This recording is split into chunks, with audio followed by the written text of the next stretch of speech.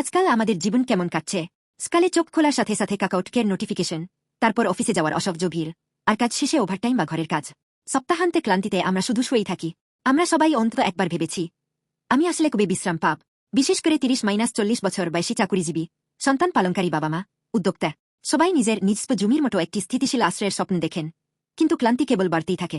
কনান দেশ জয়ের পর শিলোতে লেবীয় পরিবারের প্রধানরা জিহোশু এবং অন্যান্য গোষ্ঠীর নেতাদের কাছে এসে বললেন, সদাপ্রভু মসির মাধ্যমে আড্ডা দিয়েছিলেন যেন আমাদের থাকার জন্য নগর এবং পশুদের জন্য চরাঞ্চল দেওয়া হয়।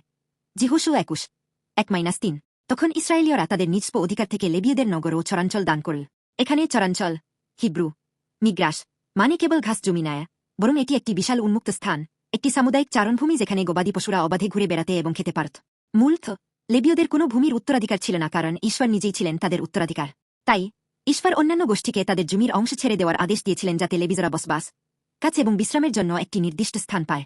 খ্রিস্টের মধ্যে এই প্রতিজ্ঞা কিভাবে পূর্ণ হল? লেবীজরা ছিল পুরাতন নিয়মের যাজক, কিন্তু শেষ পর্যন্ত যিশু খ্রিস্ট আমাদের মহায়াজক হলেন। ক্রুশের ওপর যিশু নিজের দেহ উৎসর্গ করে চিৎকার করে বললেন, সব সমাপ্ত হল, এবং মৃত্যুকে জয় করে পুনরুত্থিত হওয়ার মাধ্যমে আমাদের অনন্ত জীবন দান করলেন।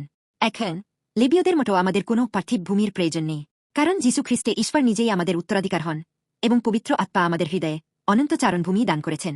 ব্যস্ত জীবনের মাঝে যখন আপনি অনুভব করেন যে আমি আর পারছি না, তখন যিশুর কাছে গেলেই প্রকৃত বিশ্রাম পাওয়া যায়। এই প্রতিজ্ঞা, হে পরিশ্রান্ত ও ভারাক্রান্ত লোক সকল, আমার কাছে এসো, আমি তোমাদের বিশ্রাম দেব। মথি 11:28। আজ আমাদের জন্য পূর্ণ হচ্ছে।